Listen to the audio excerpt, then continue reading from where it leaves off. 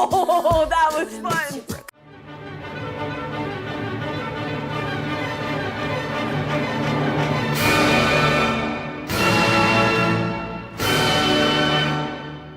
Today we're reacting to the girl group NMIXX and their song Blue Valentine off of their first full-length album. We already did Blue Valentine, I think. No, you didn't.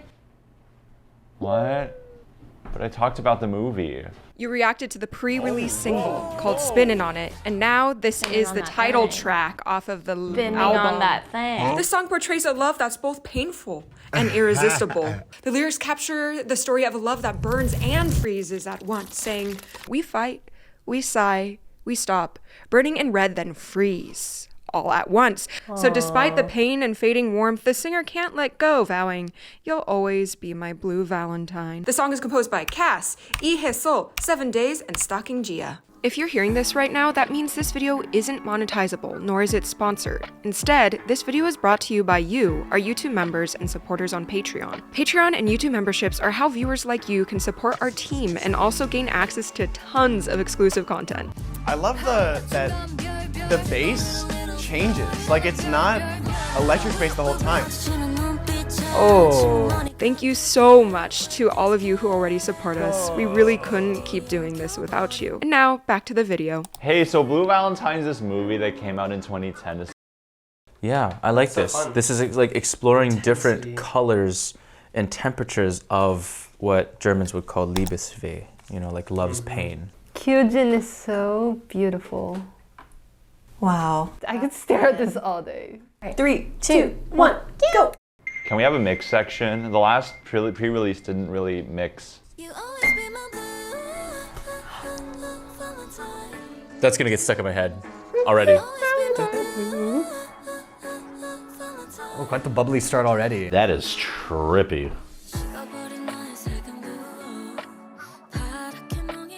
Wait, I still don't know what's happening conceptually. That motion to 6 feels blue. Whoa. Is that blood? I'm getting like false sense of security vibes. You think it'll pop off at some point? The snare drum sound is so low in terms of like pitch. That's so fun. Oh my god. Oh, hey. Oh, it's happening. Nice. It's happening. Oh, that was fun. We spoke too soon. That's interesting. What do I do with all these feelings? It would actually went straight up. Oh, it's so gay. Oh my goodness. Whoa. That's an interesting way to go about the pre-chorus, actually. Yeah. That's very interesting. Wow, I was not expecting this. Did they do some rhythmic trickery to make it feel like it's faster? Ooh, strings going up. It's very optimistic. Oh. Oh, me. I mean, the music videos, of course, always go off. They always go so Video's crazy. wild. It's like a Doctor Strange movie. So they slow down to halftime, I think, and then speed back up to the chorus tempo, maybe. Okay. Wait, this is such a fun time. Okay. Yeah. I wish that Jersey beat, like, continued. Were you psyched out? Yes. You wanted the Jersey Club? Yes. Now we're Attack on Now we're on Titan. the chorus, we're back on track. Ribs. Why are they dancing in ribs? Ooh, ooh, ooh, ooh. Okay, that is catchy. That is catchy. It feels so 2000s. Oh, it's like echoing the melody. Oh. You hear them? You hear them go back and forth that mix? Yeah. Oh yeah. The mix there. That's nice. Gravity. I've never seen it. I like the vocals on this. They're running a little flat, but they sound really fun and like and poppy. It's melodically really It does interesting. sound sad, though. It Yeah. sounds sad.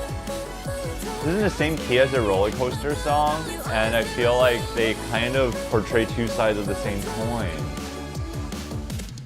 Nice. Nice linear fill. Love that. Oh! Post chorus!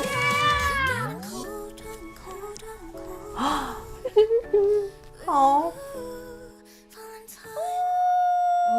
Wait, this is low-key so like 2000s. Yes. Like, Oh God. Whoa, body horror. Yeah. Who sang that ending? The ending made me really weirdly emotional. We cry for Taya and all the girls out there.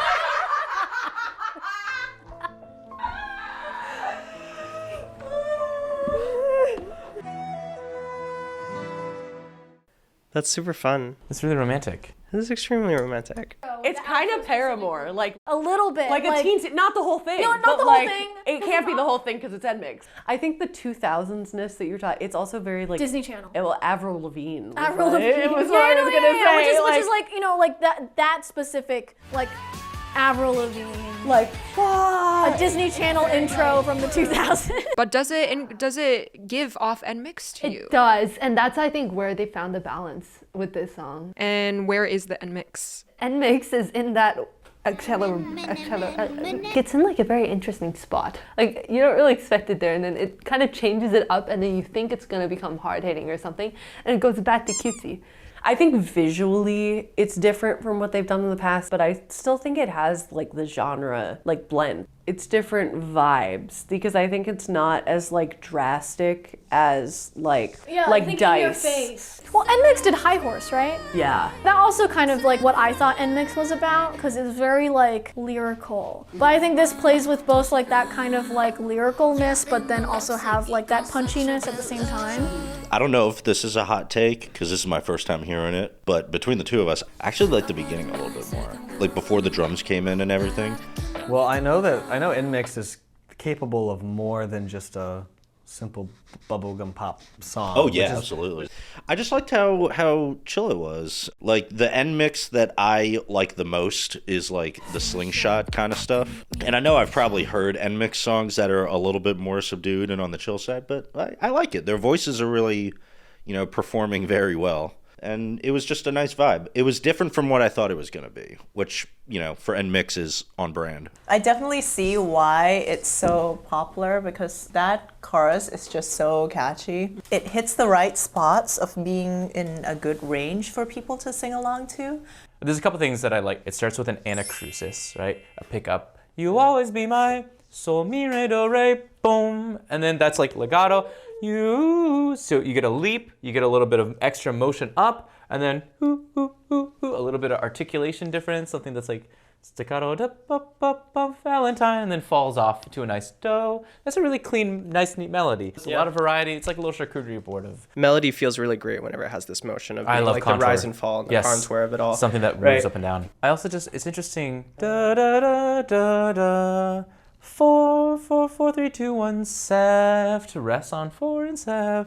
Just points out the ba, do, ba, ba. They're really spelling out this tritone a lot, which inherently in Western music theory movement has a lot of tension. Because that 4 wants to go to 3, that sev wants to go to 1. I feel like they round that scale out with, and then it kind of loops over these same chords.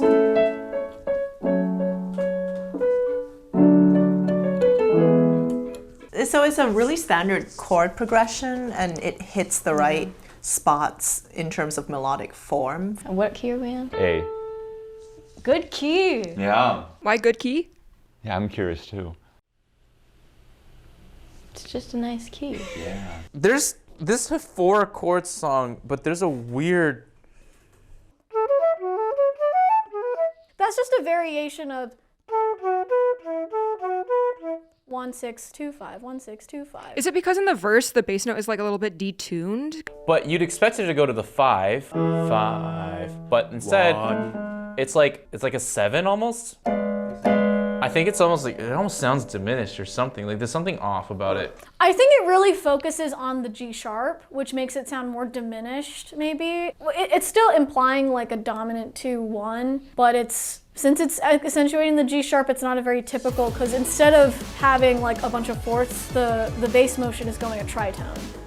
It just doesn't follow the conventional bass line you might think it would. Pop 4 chord songs are very much in the realm of familiarity, but then this is something new. There are two vocal moments that I really enjoyed. There wasn't really a glottal stop. So you have this thing in your larynx called a glottis. Well, the glottis is the space between your vocal folds. The glottal stop is just when the glottis is closed completely and then abruptly opened up with the air. So E, A, O, U. Oftentimes when you sing a vowel, you do a stop because it helps articulate the word, and it kind of creates a really cool texture, in my opinion.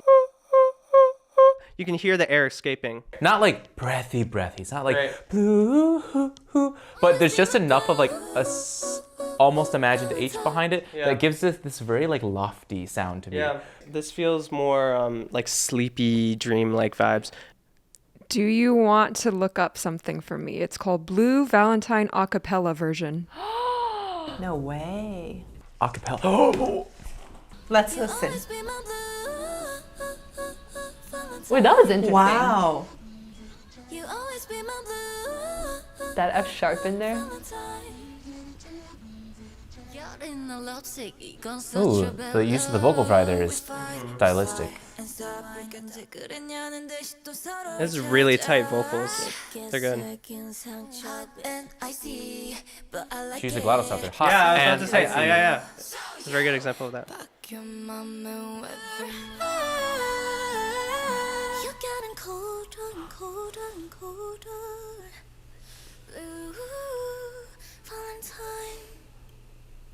Who is singing that last phrase? Who's that?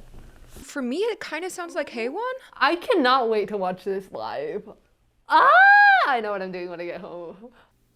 You know, honestly, this made me like it a lot more because I love everything that they're doing. Like the producers and like this team of people like NMIXX, like they have such a beautiful sound. They literally sound like angels, like cherubim. They really play with like pacing, because there's like a moment where they have like a Jersey beat going on, and I feel like that has like a lot of forward motion because the triplet like fully brings you to the next measure. But they only have it for like maybe 2 or 4 measures, and I think that really like stifles you in a musically satisfying way. Oh, I wish that continued, because like it would be cool to feel like we're really melting and going forward. But the concept of the song is about like freezing and melting and freezing and melting. So I think it's a cool tension that they're setting up. They would bring in new textures, but it felt kind of random sometimes. It's just sort of when they would throw in some flair, sometimes it feels like they either wouldn't sit on it long enough or it wouldn't fit as well. I think my thing with the drum thing is it worked the first time. It worked and the then first it didn't work the second time. Yeah. Why not? Well, because the first time it led somewhere, and the second time, like the ending of it was just like this like weird synth chord, and then like it jumped back into. So like, don't use a linear fill to go well, to a I just think quieter if it's something section. like that, it's building tension and it should go somewhere, and this went nowhere. A linear fill like your kinda, love drives life. you. Damn. Like your love life. I think it's right, like a linear fill kind of drives you forward though. Yeah. And the second linear fill just hits a wall, like right after. So it's like, where are we going? Boom. I like that it picks like its like musical moments really specifically within the song. Like there's only like a couple of key moments that really feel like, oh, something's really happening. Like when we have those like accelerandos, that's great. I feel like that's kind of rare. And especially everyone speeding up at the same time. The voices and the drums both speed up in a very satisfying way. I like the song. I did not really like the percussion in it. Ooh, tell me more. I did not like that snare drum sound in that section. That whole drum sounds were bad, I think. It just felt like raw. It felt like they did not edit or like mix those drum sounds. But isn't that unique in a like sort of atmosphere switch? Nah. Sorry, I'm just being unreasonable right now. He's in a rebellious mood right now. It's cool, but it just sounds low quality compared to the rest. Almost like the mic is too high as well. You hear like a little bit of peaking. And then it just goes straight back into this. I don't know, it feels out of place for me. The way that the drum set does this really unexpected pull is so attention grabbing, and it really gets you set up for that tempo in the chorus really well. Does it just go twice as fast? So it kind of retains the same big beat. Feeling this part like this, 1, 2, 3, 4, and then I'm just celling with it, right? So 1, 2, 3, 4, 1, 2, 3, 4, 1, 2, 3, 4, 1, 2, 3, 4, 1, 2, 3, 4, 1, 2, 3, 4, 1, 2, 3, 4, 1, 2, 3, 4, 1, 2, 3, 4, 1, 2, 3, 4, 1, 2, 3, 4, 1, 2, 3, 4. Wait. 1, 2, 3, 4. That quarter note gets faster. Eventually, so it becomes a quarter note to which the quarter note before equals the half note of the technically new tempo. Yeah. Take that, Isaiah and Aiden. Take that. Explain We can do it. rhythm We can too. do rhythm too. What's up, guys? It's Liam, and I'm back to hit you with some more rhythmic analysis. The transitions present a really good opportunity to learn about backbeats and subdivisions. Backbeats is what gives a lot of popular music a sense of like groove and feel. Backbeat would be placing emphasis on beats 2 and 4, so it'd be 1, 2, 3, 4. And subdivisions are basically how a beat is divided. In this song, the subdivisions that would be dealing with are 8th notes and 16th notes. There's a lot of kind of switching of feels. The first verse is 4/4, 80 beats per minute. And then immediately on the pre-chorus, we start at half that tempo. The 8th note from the previous tempo, 1 and 2 and 3 and 4, and becomes the new 16th note subdivision. 1 and 2 and 3 and 4 and 1 E and a 2 E and a 3 E and a 4 E and a. What happens next is we speed up till we get back to our 80 BPM tempo with this new 16th note subdivision. So instead of 1 and 2 and 3 and 4 and, we're at 1 E and a 2 E and a 3 E and a 4 E and a.